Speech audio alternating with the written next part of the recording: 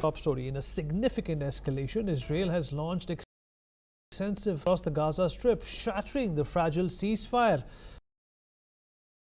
Of killed, and the situation on the ground remains tense. As international condemnation grows, Israeli airstrikes pummeled Gaza, targeting what the Israeli Defense Forces describe as Hamas infrastructure and leadership positions. The strikes come after Prime Minister Benjamin Netanyahu instructed the IDF to continue its operations, vowing the offensive will last as long as necessary. Overhang the ceasefire tunnels, Hamas's repeated as well as its rejections from us and from the mediators. On the other hand, Palestinian Prime Minister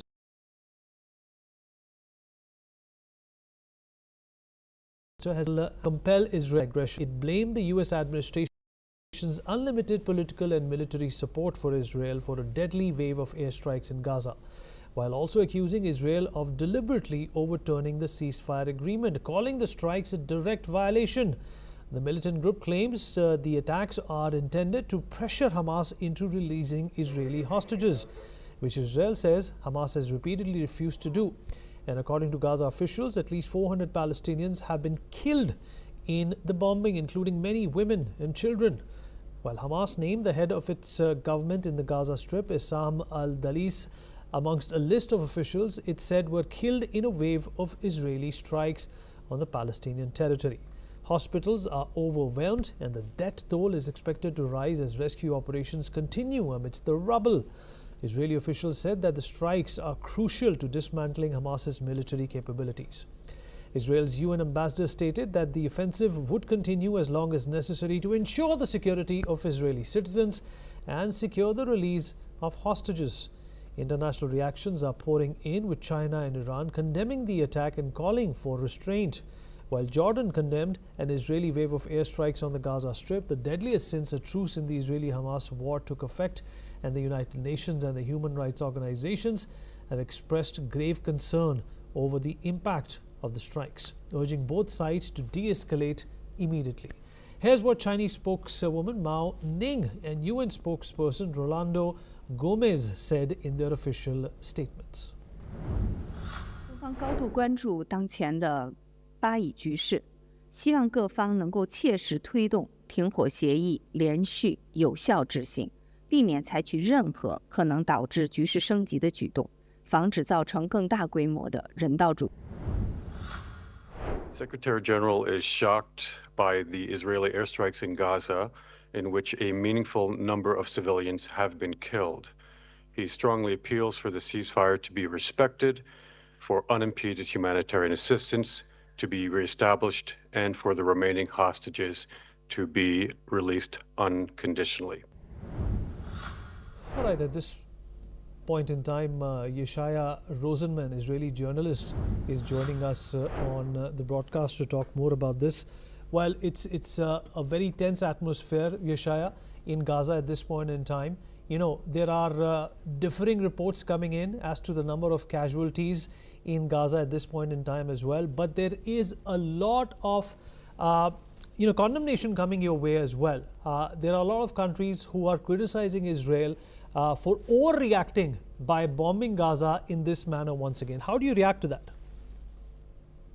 Good afternoon. So, first of all, the number of casualties that Hamas Ministry of Health issues to the international media is usually doubled, and Hamas almost never acknowledges the death of its own fighters, of combatants. So that must be taken with a very large grain of salt, the numbers that are given.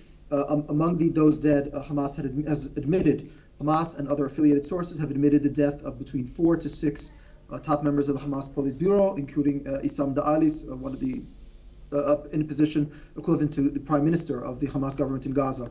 So obviously bad guys have been killed. And the proportion of combatants to civilians in this war is roughly 1-to-1, which is unheard of in urban warfare, in the history of modern urban warfare. That said, about the condemnations, the Israeli public honestly couldn't care less what Iran and China and other members of the Axis of Evil say. United Nations is also completely hostile to Israel. It is not a force for good. It does many things that are completely counterproductive. It's not a question of tense at this point. The attack, the first, let me just clarify the way I see what has actually happened. The first stage of the ceasefire has ended with the release of hostages. Hamas refused to continue to release hostages and go into the second stage of the ceasefire. The second stage of the ceasefire was nebulous to begin with, since Hamas demanded... Right, Yeshaya, in fact, Hamas says that Israel is targeting women and children. You know, social media is replete with pictures of toddlers, of young children, dead in these airstrikes. Israel is saying that it's Hamas's theory as well as their ideology to hide behind the backs of women and children. What is the world supposed to believe? Well, first of all, I suggest the world look for the facts and believe the facts. The facts are that Israel never targets deliberately women and children. Israel warns civilians to leave areas that will be attacked. It was called a roof knocking with missiles, with empty missiles before hitting.